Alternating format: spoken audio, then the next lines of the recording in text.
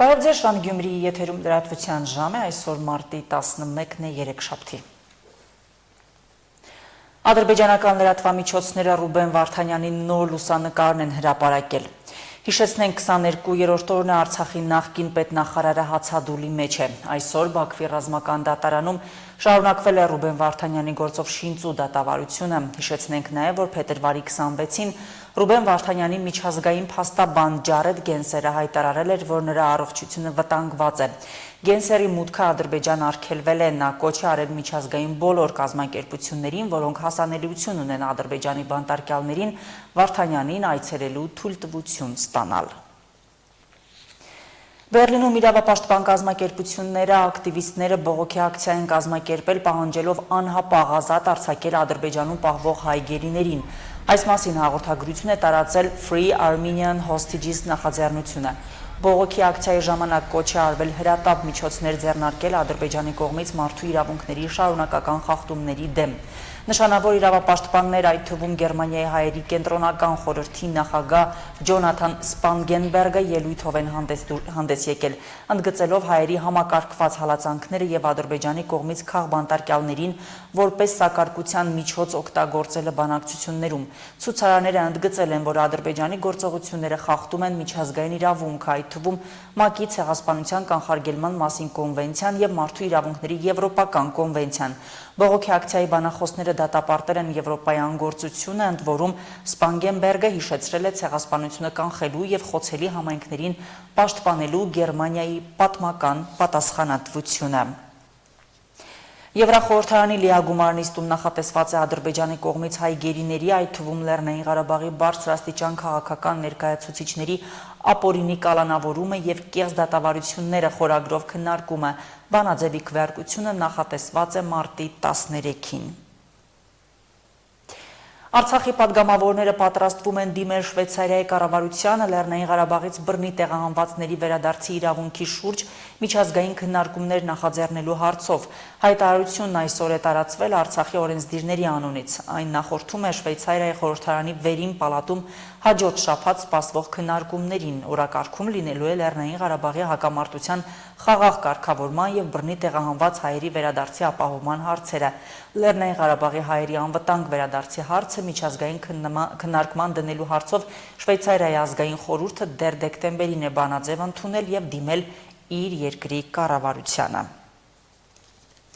9 անձից բաղկացած արշավախումբը մնացել Արագած լեռան ձնահյուսի տակ, 8-ը դուրս է եկել, 1-ը անհետ կորած է համարվում։ Այս մասին ահազանգ է ստացել Արագածոտնի մարզային փրկարարական վարչության ճգնաժամային կառավարման կենտրոնը։ Դեպքի վայր են մեկնել մարզային փրկարարական վարչության օպերատիվ խումբը, Հրշեջ փրկարարական ջոկատից 1 մարտական հաշվարկ եւ փրկարարական ուժերի վարչության հատուկ նշանակության փրկարարական աշխատանքների իրականացման կենտրոնի փրկարարական խումբը։ Սաուդյան Արաբիայում ընթանում են Միացյալ Նահանգների եւ Ուկրաինայի պատվիրակությունների հանդիպումը։ Ամերիկյան կողմը ներկայացնում են Միացյալ Նահանգների պետքարտուղար Մարկո Ռուբիոն եւ Դոնալդ Թրամփի խորհրդական Մայք Վոլցը։ Ուկրաինականը արտաքին գործերի նախարար Անդրի Սիբիհան, նախագահի աշխատակազմի ղեկավար Անդրի Երմակը եւ պաշտպանության նախարար Ռուստեմ Ումերովը։ Միջազգային անցուդարձի մյուս նորությունները տեսաշարում։ Թուրքիայի նախագահ Ռեջեփ Թայիփ Էրդողանը մանրամասներ է հայտնել Ադրբեջանի նախագահի հետ հանդիպումից։ Նա նշել է, որ Անկարայում օրեր առաջ կայացած բանակցությունների ընթացքում ի թիվս այլ հարցերի քննարկել է Բաքվի եւ Երևանի միջև խաղաղ բանակցությունների հարցը։ Հնարավորություն է ստեղծվել եղբայր Իլհամ Ալիևի հետ քննարկելու շատ կարևոր թեմաներ, մասնավորապես Հայաստանի հետ խաղաղ բանակցությունների հարցը։ Ադրբեջանի արտաքին գործերի նախարարը Ղազախստան կատարած այցի ընթացքում հայտարարել է, թե Հայաստանը դեռևս տարածքային հավակնություններ է պահպանում Ադրբեջանի նկատմամբ։ Ջեյհուն Բայրամովը նշել է, թե Հայաստանում նկատվում են ռևանշիստական տրամադրություններ եւ այդ ամենը շարունակում է խոչընդոտ հանդիսանալ Բաքվի եւ Երևանի միջև կայուն խաղաղության հաստատմանը։ Միաժամանակ Բայրամովը շնորհակալություն է հայտնել Ղազախստանին հայ-ադրբեջանական հարաբերությունների կարգավորման բանակցությունների համար հարթակ տրամադրելու համար։ Նրա խոսքով այդ ժեստը վկայում է այն մասին, որ Ղազախստանը մեծ նշանակություն է տալիս Բաքվի եւ Երևանի միջև խաղաղ գործընթացին։ Նախքան Սաուդյան Արաբիա մեկնելը ԱՄՆ պետքարտուղարը հայտարարել է, որ Ուկրաինայի հակամարտությունը ռազմական լուծում չունի։ Ամենակարևորն այն է, որ այստեղից պետք է հեռանանք հստակ համոզմամբ, որ Ուկրաինան պատրաստ է դժվար որոշումներ ընդունել, ինչպես որ Ռուսաստանը պետք է դժվար որոշումներ ընդունի, այս հակամարտությունը դադարեցնելու կամ առնվազն որևէ ձևով կասեցնելու համար։ Կարծում եմ երկու կողմերն էլ պետք է հասկանան, որ այս իրավիճակը չունի ռազմական լուծում։ Ռուսները չեն կարող գրավել ամբողջ Ուկրաինան, եւ ակնհայտ է, որ Ուկրաինայի համար չափազանց դժվար կլինի ողջամիտ ժամկետներում ստիպել ռուսներին ամբողջությամբ վերադառնալ 2014-ի սահմաններին։ Ռուբիոյի կարծիքով այս պատերազմի միակ լուծումը դիվանագիտությունն է։ Նա միևնույն ժամանակ հրաժարվել է խաղաղության հավանական ծրագիրը ներկայացնել։ Մոսկվայի եւ Վաշինգտոնի միջև շփումները ներկայումս բավականին ինտենսիվ են։ Այս մասին հայտարարել է Ռուսաստանի արտգործնախարարության պաշտոնական ներկայացուցիչը մեկնաբանելով ԱՄՆ նախագահի հատուկ բանագնաց Սթիվեն Ուիթքոֆի Մոսկվա այցի հնարավորությունը։ Ամերիկայի Միացյալ Նահանգների հետ երկկողմ շփումները ներկայումս բավականին ինտենսիվ են։ Դրանց մակարդակն ու ձևաչափերը հաճախ շատ արագ համաձայնեցվում են աշխատանքային ռեժիմով։ Մենք ձեզ տեղյակ կպահենք, երբ իրադարձությունները զարգանան։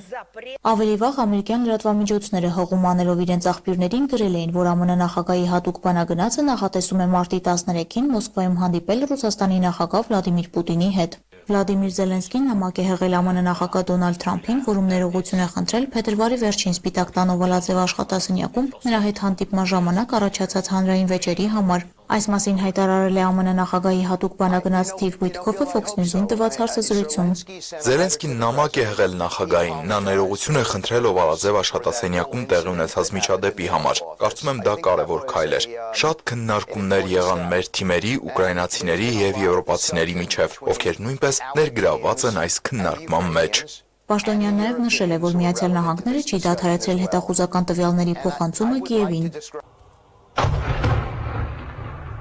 Ուկրաինան պատերազմի սկսվելուց ի վեր անօդաչուների ամենախոշոր հարձակումն է իրականացրել Ռուսաստանի վրա։ Համաձայն Ռուսաստանի պաշտպանության նախարարության տարածած հաղորդագրության, հակաօդային պաշտպանության համակարգերը գիշերվա ընթացքում որսացել եւ ոչնչացրել են 337 անօդաչուներ։ Մոսկվայի եւ Մերձ Մոսկովյան շրջանների վրա ԱԹՍ-ների հարձակման հետևանքով 2 մարդ է զոհվել, 5-ը վիրավորվել։ Ռամենսկոյե քաղաքում ԱԹՍ-ի բեկորներն ընկել են բազմաբնակարան շենքի վրա, որտեղ վնասվել է առնվազն 7 բնակարան։ Տներից տարհանվել է 12 մարդ, այդ թվում 3 երեխա։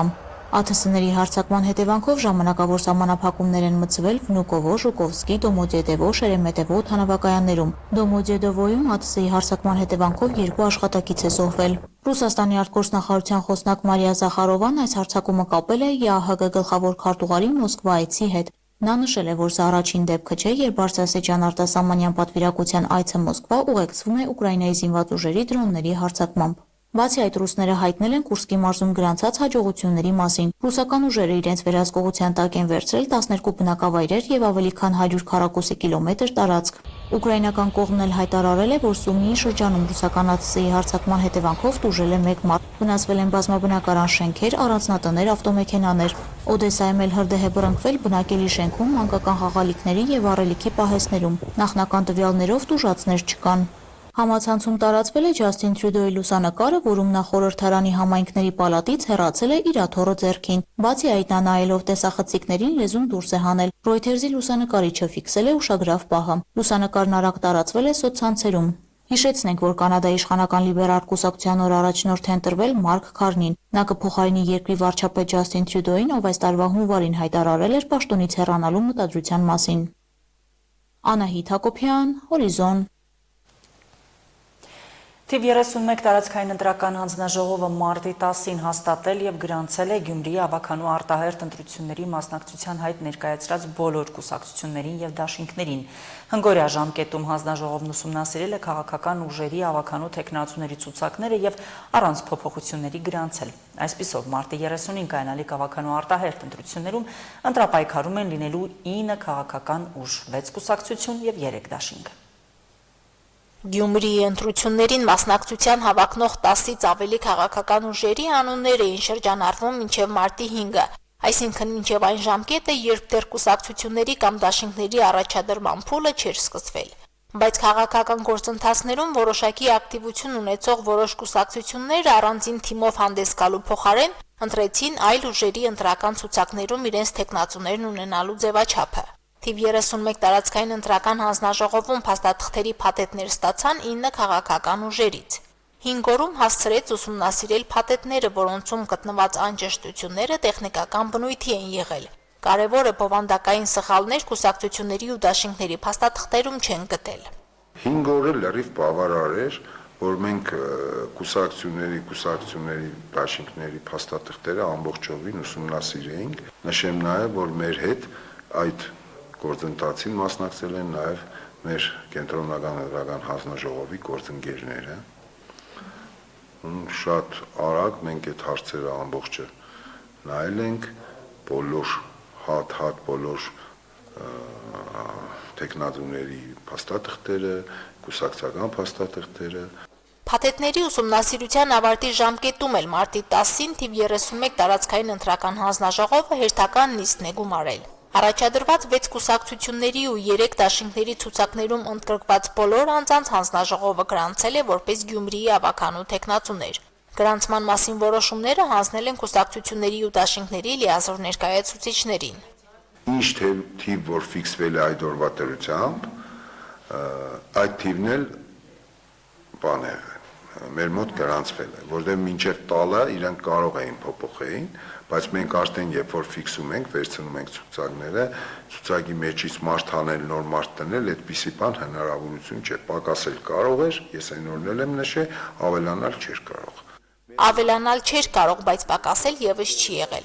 Այսպիսով Գյումրիում մարտի 15-ից պաշտոնական ընտրապայքարում կլինեն 6 կուսակցություն եւ 3 դաշինք։ Ցուցակների ընդհանուր հաշվարկով 372 ավականու տեխնատու, որոնց մասին տվյալներին ու տեղեկություններին ծանոթանալու համար պետք է մուտք գործել կենտրոնական ընտրական հանձնաժողովի կայք։ Իսկ ընտրողները նրան ճանաչելու հնարավորություն պետք է որ ունենան նախընտրական քարոզչության ընթացքում։ Թեև հետաքրքրության առանցքում միշտ գտնվում են քաղաքական ուժերի ցուցակները գլխավորող տեխնատուները, որոնք եւ քաղաքապետի պաշտոնին հավակնող անձինք են համարվում։ Թեքվյաթերթիկում որ կուսակցությունը կամ դաշինքը որ համարի տակ է ներկայանալու, պարզ կդառնա այսօր կենտրոնական ընտրական հանձնաժողովում վիճակահանությամբ։ Դա Երևանում կենտրոնական հանձնաժողովն է անելու,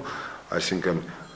վիճակահանություն է հերթական համարները տրամադրելու վերաբերյալ։ Ոչ պաշտոնական ու բուռն քարոզից այս կողմ մեկնարկող պաշտոնական քարոզչության 2 շաբաթների ընթացքում տարածքային ընտրական հանձնաժողովը իրավունք ունենա վերահսկողություն իրականացնել։ Այդ վերահսկողությունը, որը որ պետք է իրականացնենք, մենք ու պետք է կապի մեջ լինենք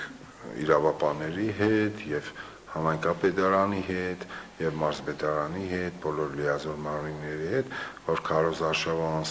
անցնի օրենքին համապատասխան, չնախատեսված տեղերում պաստառներ չլինեն, քարոզչական նյութեր չլինեն եւ այլ եւ այլ եւ այլ։ Դա պետք է վերահսկենք ու հասկանալի է, որ բոլոր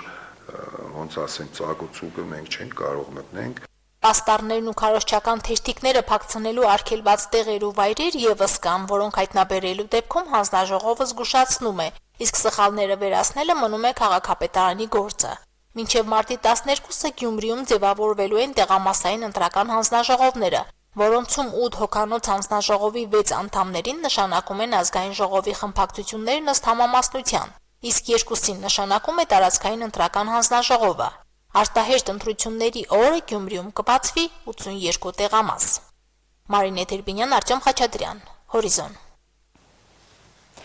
Կենտրոնական ընտրական հանձնաժողովը այսօր հերթական նիստում մարտի 30-ին նշանակված թիմ ընտրություններին մասնակցող կուսակցությունների դաշինքներին հերթական համարներ տրամադրելու համար իրականացրել է վիճակահանություն։ Այսպիսով Գյումրիի ավականու թիմ արտահերթ ընտրություններին մասնակցող կուսակցություններն ու դաշինքները ստացել են հետևյալ հերթական համարները։ Քվեաթերթիկում առաջին համարի ներքո կլինի Քաղաքացիական պայմանագիր կուսակցությունը, Կոմունիստական կուսակցությունը երկրորդ համարի ներքո է, Ապրելու երկիր կուսակցությունը 3-րդ, Մայր Հայաստան կուսակցությունների դաշինքը 4-րդ, Հայաստանի աշխատավորական սոցիալիստական կուսակցությունը 5-րդ համարի ներքո է, Եվրոդաշինք կուսակցությունների դաշինքը 6-րդ, Դեմոկրատական այլընտրանք կուսակցությունը 7-րդ, Մեր քաղաքը կուսակցությունների դաշինքը 8-րդ, իսկ 9-րդ հորիզոնականում Իմ հզոր համայնքն է լինելու։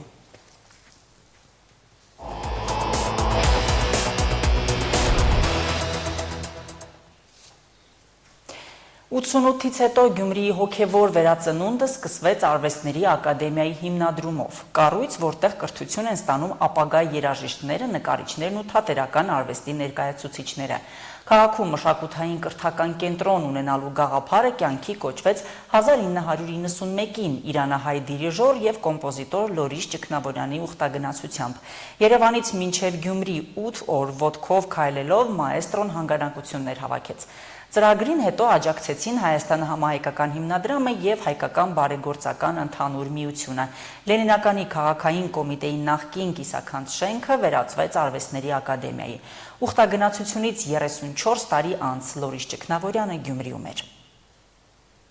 Մաեստրո Լորիս Ճգնավորյանին Գյումրիի Արվեստների ակադեմիայում դիմավորում են որպես տանտիրոջ, մարդու, ով ամենահարազատն է կրթական այս հաստատության համար, ում ջանքերով ու մտահղացմամբ քաղաքն ունեցավ արվեստագետներ կրթելու հաստատություն։ Լորիս Ճգնավորյանը Արվեստների ակադեմիայի ուսանողների ու դասախոսների ծափերի ներքո մտնում է շենք, հասնում դահլիճ։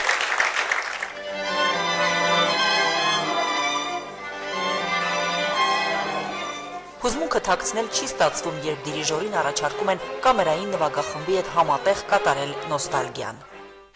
Կարծես, որ սերը առանց արցունքի չի լինում։ Սերը պահանջում է արցունք։ Սերը պահանջում է արցունք, նվիրու։ Դուք իսոք Գյումրին օրրոսն է հայ մշակույթի։ Այս հողը հայ մշակույթի օրրոսն է։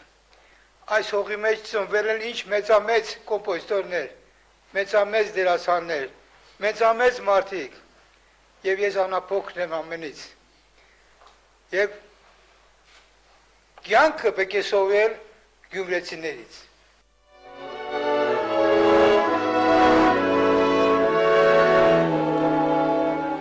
Հիշողությունները թարմանում են բոլոր նրանց մոտ, որոնք 1991-ին են տեսել Ճգնավորյանի ուխտագնացության արձագանքը։ Երևանից մինչև Գյումրի քայլեց ոտքով։ Նրան ամբողջ ճանապարհին դիմավորում էին ուղեկցում հարակից բնակավայրերի բնակիչները։ Մաեստրոն ասում է. ուժ էր տալիս մարդկանց մեծ սերն ու օգնելու պատրաստակամությունը, որ աղետյալ քաղաքը մշակույթի օջախ ունենար։ Այդ ամբողջ քայլերը, որ եկա ինչքան տևեց, 7 օր, 8 օր տևեց, մինչև քայլեցի հասա այստեղ, այդ գյուղերից, բարերից հասա, բայց փակտիրոջ չհարպեցի այնքան, որ խմիչք էին տրեջանով։ Հայ ժողովուրդ ամեն տարածքներից եկան եւ փող հավաքեցին, փող տվեց։ Ես որ կարծում եմ պետք է տամ մարդկանց տուրերը ծեծեմ, մարդիկ եկան իրանք իմ տուրը ծեծեցին։ Ես ոչ մեկի տուրը չեմ ծեծել։ Մարդիկ եկան տուրը ծեծեցին եւ վերջապես է սարկվեց, 7 տարի տևեց։ Նա արդեն պատմության մեջ է, նա արդեն կերտել է, նա տվել է այն, ինչ մեզ այսօր ուրախացնում է, այն, ինչ մեր մշակույթին այսօր վեր է բարձրացնում, դարձնում է պրոֆեսիոնալ երաժիշտների դարբնոց, այս օջախը։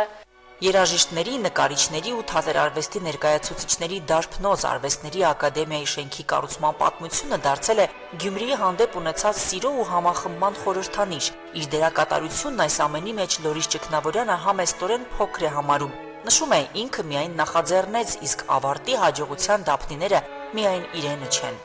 Սերը օգնեց ժողովրդի։ Ես ինքս մի հատ գործիք էի, ոչ որ ես ջութակը, որ նվագում են գործիք են, ես մի հատ գործիք եմ եղել, ուրիշ բան չէ։ Հիմա ճիշտ է, մարդիկ շատ իրանց մեծարում են պայմանանում, բայց իրականության մեջ ես ոչ մի առավելություն են ջութակից չեմ ունեցել։ Ես գործիք եմ եղել, նվագել են իմ վրա, հիմա ով է նվագել իմ վրա, ասված եւ ժողովրդի սերը ինձ նվագել են տվել։ Ուխտագնացությունից 34 տարի անց Լորիս Ճգնավորյանը տեղի ունեցած համերգում ստանձնեց Գյումրիի սիմֆոնիկ նվագախմբի ղեկավարումը։ Դիրիժորի հետ նույն բեմում հանդես եկան երաժիշտներ, որոնք կրթություն են ստացել Երևանի Կոմիտասի անվան կոնսերվատորիայի Գյումրիի մասնաճյուղում։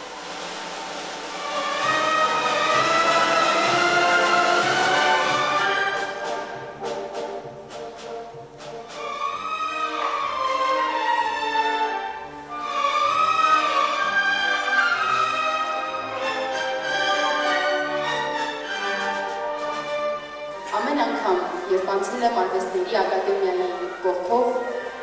ծնողներս, ընկերներս, ավագ բարեկամներս վերհիշել են այդ պատմությունը։ Առանցքում եւ ահերսելով այն, որ այստեղից է սկսվել Գյումրիի հոգևոր վերածնունդը եւ կարծում եմ համաձայն եք, որ դա իրապես այդպես է։